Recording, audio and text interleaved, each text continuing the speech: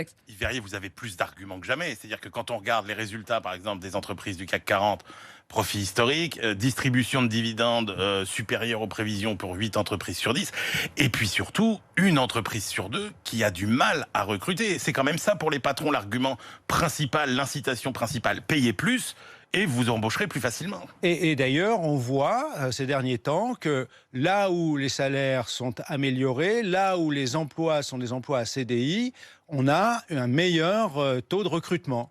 Donc la question, on doit beaucoup parler des emplois à tension, des métiers à tension.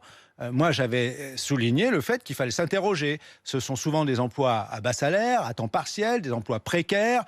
On a suffisamment... Le dossier de l'assurance chômage va revenir.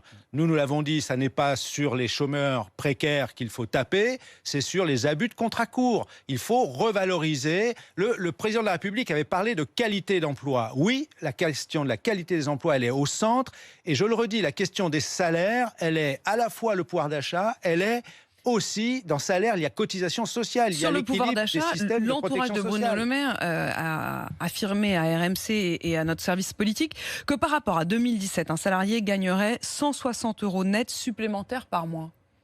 Le problème, c'est qu'on y mélange le salaire de base. Vous vous souvenez qu'en 2018, la réponse du gouvernement avait été, plutôt que d'augmenter le SMIC, d'accélérer la mise en place de la prime d'activité, les 100 € de prime d'activité.